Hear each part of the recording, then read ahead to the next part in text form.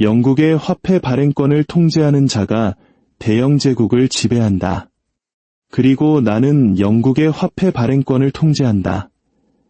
여러분, 방금 들으신 이 말 누구의 말일까요? 바로 네이선 로스차일드라는 인물이 남긴 말입니다. 이 한 문장에 어마어마한 스웩이 느껴지지 않습니까? 안녕하세요. 돈의 흐름을 읽어 당신의 지갑을 구원할 경제 유튜버 김프로입니다. 오늘 이 로스차일드 가문의 부의 지혜를 내 것으로 만들고 싶다면 구독과 좋아요, 지금 바로 누르는 거, 이거 완전 갓생의 시작 아니겠습니까? 여러분의 클릭 한 번이 금융지혜의 축복으로 이어질 겁니다. 자, 로스차일드 가문. 이름만 들어도 뭔가 넘사벽, 어나더 레벨의 느낌이 오죠. 이 가문이 오늘날의 시장 경제, 금융 정책, 심지어 국가의 운명에까지 어떤 영향을 미쳤는지 알게 되면 아마 깜짝 놀라실 겁니다. 한때는 이 가문의 승인 없이는 그 어떤 정치인도 감히 중대 결정을 내리지 못했을 정도였으니까요. 네이선 로스차일드는 이런 말도 했습니다.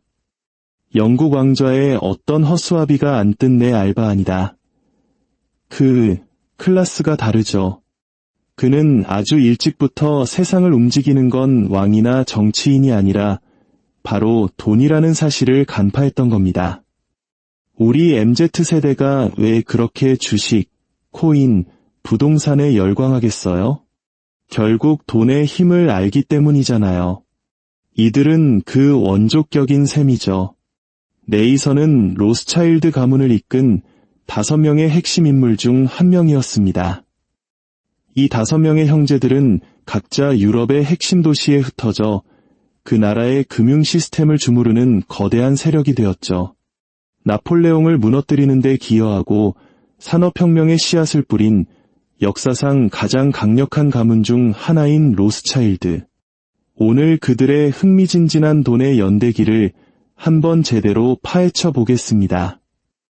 이야기의 시작은 마이어 암셀 로스차일드라는 인물로부터 출발합니다.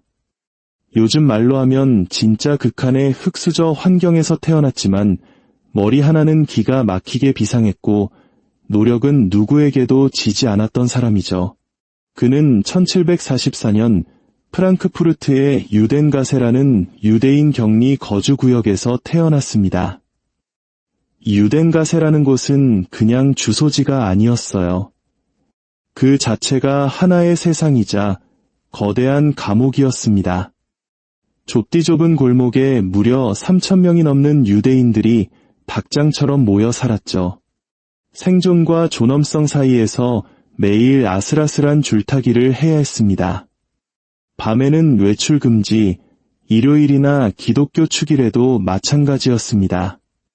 공원, 카페, 기독교인들이 가는 곳은 어디든 출입이 금지됐죠.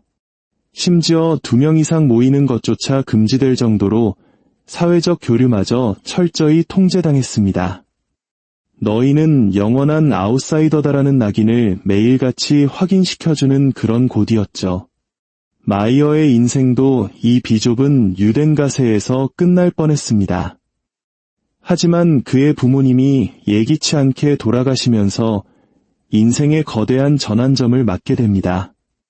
원래 마이어는 부모님의 뜻에 따라 랍비, 즉 유대교의 종교 지도자가 되려고 공부하고 있었어요. 하지만 부모님의 죽음으로 학업을 포기하고 한 은행의 수습사원으로 들어가게 됩니다. 어쩌면 이게 K장남의 숙명 같은 걸까요? 가장으로서 돈을 벌어야 했던 거죠. 바로 이곳에서 마이어는 금융의 모든 것을 스펀지처럼 빨아들입니다.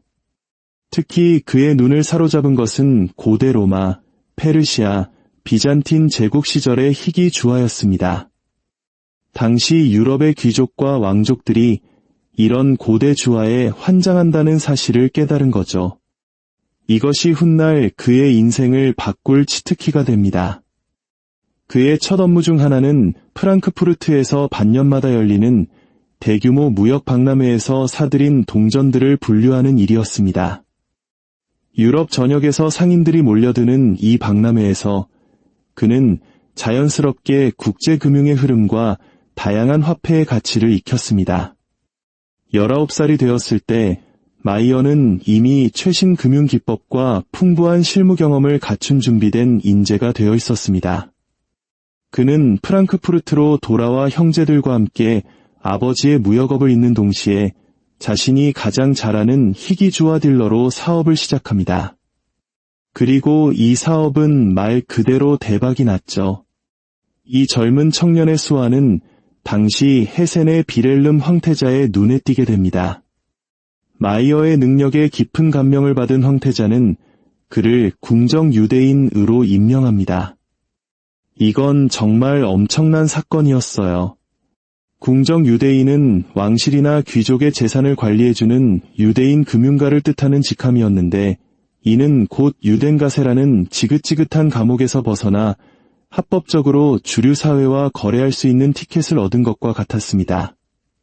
마이어는 이 기회를 놓치지 않았습니다. 그는 이지기를 발판 삼아 사업을 기하급수적으로 확장했고 로스차일드 가문이라는 거대한 금융 제국의 초석을 바로 이때 다지게 됩니다. 시간이 흘러 사업이 번창하자 마이어는 그의 아들들을 유럽의 각기 다른 주요 도시로 파견합니다. 이건 현대 재테크의 바이블, 계란을 한 바구니에 담지 말라는 포트폴리오 분산 투자의 원조 버전이라고 할 수 있겠죠. 그는 아들들에게 두 가지 중요한 지침을 내립니다. 첫째, 각 지역의 지배 가문, 즉 왕족이나 최고 귀족과 우선적으로 거래하여 끈끈한 관계를 맺을 것.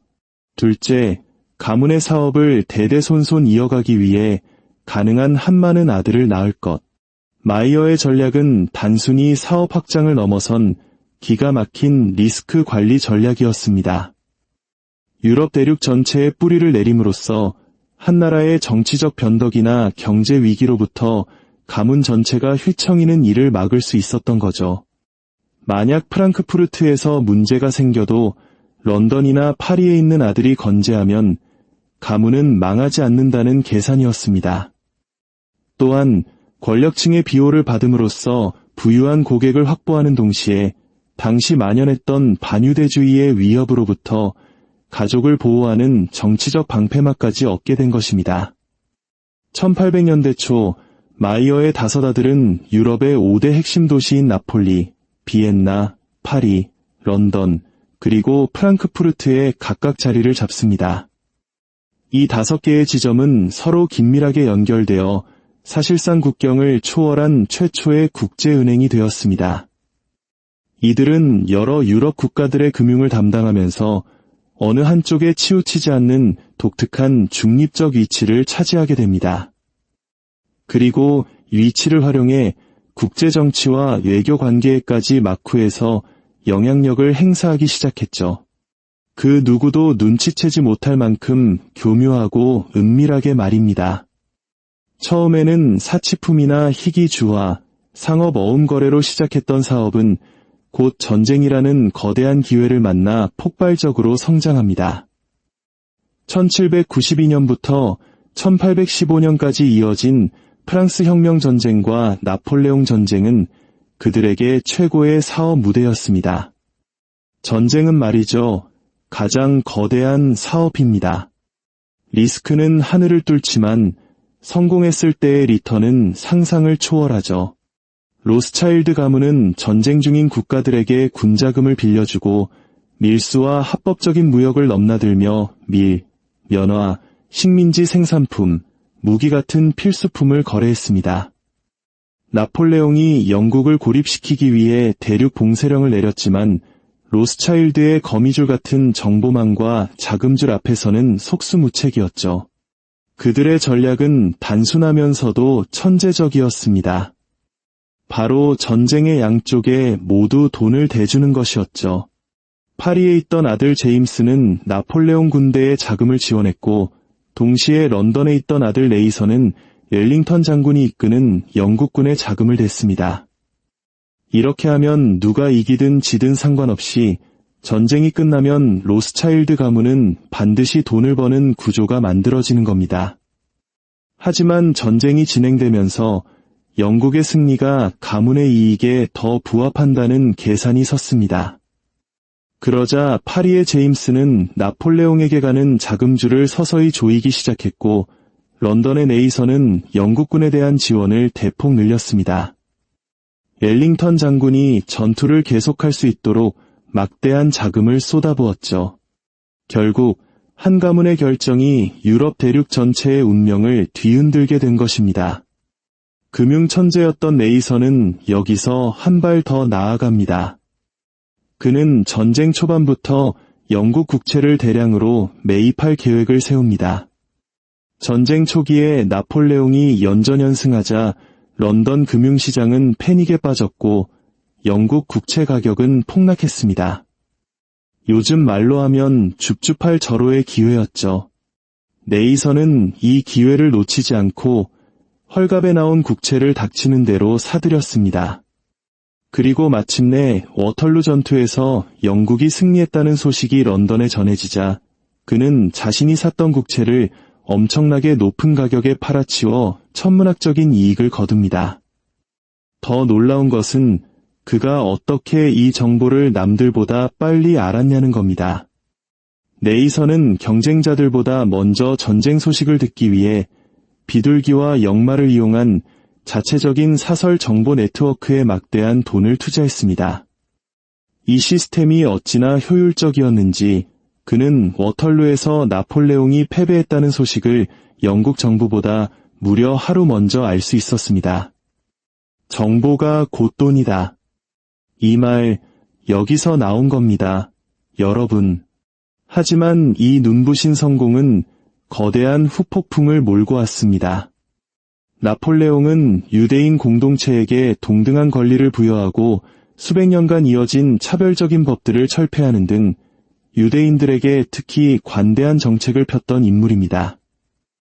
그런 나폴레옹의 적을 유대인 가문이 지원했다는 사실에 프랑스 국민들은 배신감을 느꼈습니다.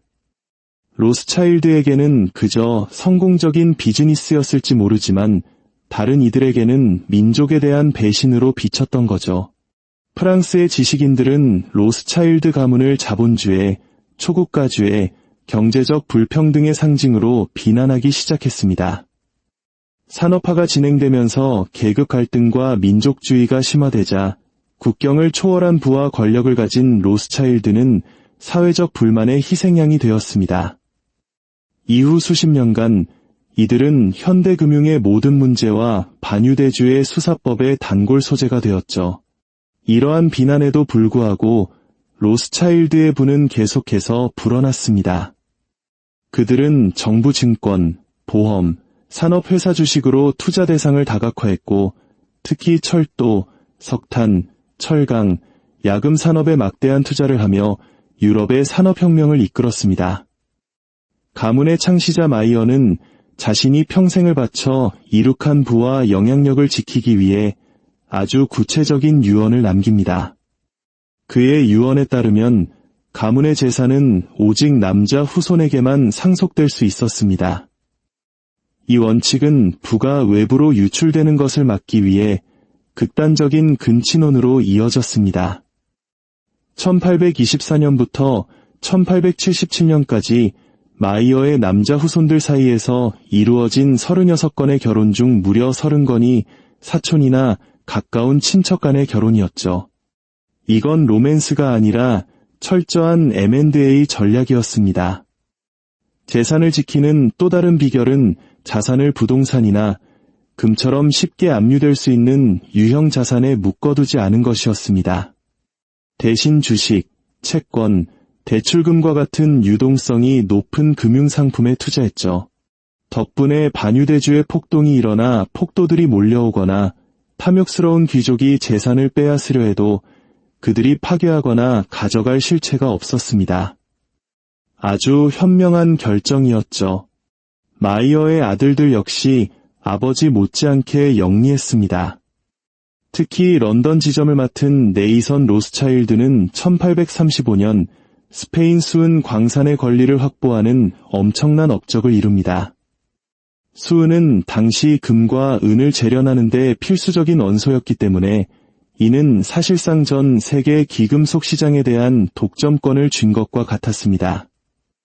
그는 또한 잉글랜드 은행과 영국 조폐국의 금은 재련권까지 따내며 부와 권력을 더욱 공고히 했습니다. 이렇게 벌어들인 막대한 부는 사치에 낭비되지 않고 현명하게 재투자되었습니다. 석유, 비철금속 같은 글로벌 무역으로 사업을 확장했고 리오틴토, 드비어스, 로열 더치셀과 같은 거대 기업들의 최대 주주가 되었습니다. 1800년대 중반 이들의 부와 영향력은 대륙과 산업을 아우르는 그야말로 경외의 대상이었습니다. 그들의 영향력은 금융을 넘어 문화, 정치, 예술 분야로까지 뻗어나갔습니다. 위대한 예술가들의 후원자이자 열렬한 수집가였고 동물학, 원예학 표본을 수집하기 위해 세계 오지로 탐험대를 보내기도 했습니다. 이들이 수집한 자료와 예술품들은 훗날 전 세계의 도서관, 갤러리, 박물관을 풍요롭게 만드는 데 기여했습니다. 가문의 부와 영향력이 얼마나 대단했는지 국가 전체가 그들의 도움으로 위기에서 벗어나기도 했습니다. 1871년 프로이센과의 전쟁에서 패배한 프랑스가 국가부도 위기에 처했을 때 두 차례에 걸쳐 막대한 구제금융을 제공한 것도 로스차일드였습니다. 런던에서는 영국 정부에 400만 파운드라는 거금을 단기간에 빌려주어 수에즈 운하 회사의 최대 주주가 되도록 도왔습니다. 이 전략적인 투자 덕분에 수에즈 운하는 대영 제국의 핵심 생명선이 되었고 런던에서 인도로 가는 항해 시간을 몇 주에서 단 며칠로 단축시켜 영국의 무역을 폭발적으로 성장시켰습니다. 아프리카 분할 경쟁을 가능하게 한 자금줄 역시 로스차일드였습니다. 세실 로즈 같은 인물의 아프리카 탐사와 사업 활동을 후원했고 그의 다이아몬드 사업 성공은 로스차일드가 통제하던 드비어스 회사의 이익을 극대화하는 결과로 이어졌죠. 미국에서는 존 록펠러의 성장을 도왔습니다. 로스차일드는 클리블랜드 국립시티은행의 지배 지분을 통해 록펠러가 정유 사업을 통합하고 스탠더드 오일을 설립하는데 결정적인 자금을 제공했습니다. 훗날 독점 기업으로 악명을 떨치게 되지만 이 금융 지원이 록펠러를 세계 최고의 부자 중 한 명으로 만든 것은 부정할 수 없는 사실입니다. 심지어 이스라엘 건국에 로스차일드의 영향력이 있었다는 가설도 있습니다. 1917년 영국 정부가 유대인 국가 건설을 지지한다는 내용의 벨푸어 선언이 발표되었는데 이 선언문이 수신인이 바로 영국 유대인 공동체의 대표격이었던 라이오넬 월터 로스차일드였기 때문입니다. 실제로 가문은 수십 년간 유대인 정착촌 건설에 막대한 자금을 기부하며 이스라엘 건국의 초석을 다졌습니다. 물론 밝은 면도 있었습니다. 로스차일드 가문은 자선 활동에도 매우 적극적이었습니다. 프랑크푸르트에서만 30개가 넘는 자선재단을 운영하며 공공도서관, 고아원, 병원, 양로원, 교육기금을 지원했습니다. 이러한 공헌 덕분에 마이어의 5 아들 모두 오스트리아 제국의 남작자기를 받았고 가문에서는 영국 의회에 입성한 최초의 유대인이 나오기도 했습니다. 세대마다 부와 명성은 계속해서 커져갔고 모든 것이 영원할 것만 같았습니다. 하지만 영원한 것은 없었죠. 그들의 부상만큼이나 로스차일드의 쇠퇴 또한 놀라울 정도로 빨랐습니다. 전쟁, 정치, 그리고 가문 내부의 경쟁이 그들의 발목을 잡기 시작했습니다. 가장 먼저 문을 닫은 곳은 나폴리 지점이었습니다. 1860년 이탈리아 통일혁명이 일어나면서 가문의 국제적인 연결망이 새로운 민족주의 정부와 마찰을 빚었고 결국 1863년에 철수해야 했습니다. 그 다음은 아이러니컬하게도 가문의 시작점이었던 프랑크푸르트 지점이었습니다. 1901년 유언과는 달리 남자 후계자가 없어 문을 닫게 된 것이죠. 몇십 년 후 비엔나 지점은 더 비극적인 종말을 맞습니다. 나치가 오스트리아를 점령하면서 가문 사람들은 강제로 추방당했고 남았던 이들은 거액의 몸값을 내고서야 풀려날 수 있었습니다. 그들의 모든 재산, 집, 사업체, 예술품은 나치에게 몰수당했습니다. 독일이 점령한 프랑스 지점 역시 고난을 겪었습니다. 빚이 정부에 의해 재산을 압수당했죠. 기적적으로 전쟁에서는 살아남았지만 프랑스 정치의 파고를 넘지는 못했습니다. 1982년 사회주의 정부에 의해 파리은행이 국유화되면서 로스차일드의 파리 시대는 막을 내렸습니다. 어쩌면 나폴레옹의 유령이 마침내 복수를 한 것일지도 모르겠습니다. 이제 마이어가 세웠던 5개의 기둥 중 런던 지점 하나만이 남게 되었습니다. 이 모든 좌절에도 불구하고 로스차일드 가문은 여전히 세계에서 가장 영향력 있는 가문 중 하나로 남아 있습니다. 2008년 흩어져 있던 가문의 자산은 프랑스에 기반을 둔 단일 지주 회사 아래로 재편되었습니다. 약 2세기 만에 가문의 사업이 다시 하나로 통합된 역사적인 순간이었죠. 오늘날 그들의 사업 영역은 금융서비스, 부동산, 광업, 에너지는 물론 자선 사업에까지 이르고 전 세계에 20개가 넘는 와이너리를 소유하고 있습니다. 가문의 총자산은 약 1조 2천억 달러, 우리 돈으로 약 1600조 원 이상으로 추정됩니다. 수많은 위기 속에서도 그들은 여전히 세계 최고의 부호 가문 중 하나인 것입니다. 그들의 힘이 과장되었다는 역사가들의 논쟁은 여전히 존재하지만 로스차일드 가문이 우리 사회에 경제적으로나 정치적으로 지울 수 없는 흔적을 남겼다는 사실은 누구도 부정할 수 없습니다. 그들의 성공 스토리는 사소해 보이는 하나의 사건이 어떻게 세계사를 극적으로 바꿀 수 있는지를 보여주는 강력한 증거입니다. 한번 생각해 보세요. 만약 마이어 로스차일드의 부모님이 일찍 돌아가시지 않았다면 그는 금융계에 발을 들이지 않았을 겁니다. 그가 부모님의 뜻대로 랍비가 되었다면 어땠을까요? 나폴레옹을 상대로 한 영국의 승리는 다른 결과를 맞았을 수도 있고 프랑스가 유럽의 지배자가 되었을지도 모릅니다. 우리가 알고 있는 수많은 역사적 인물들이 로스차일드의 기여가 없었다면 잊혀졌을 수도 있죠. 좋든 나쁘든 로스차일드 가문이 세상을 크게 바꾸었다는 사실은 명백합니다. 그리고 그들의 이야기는 우리에게 돈과 권력, 그리고 역사의 거대한 흐름에 대해 다시 한번 생각하게 만듭니다.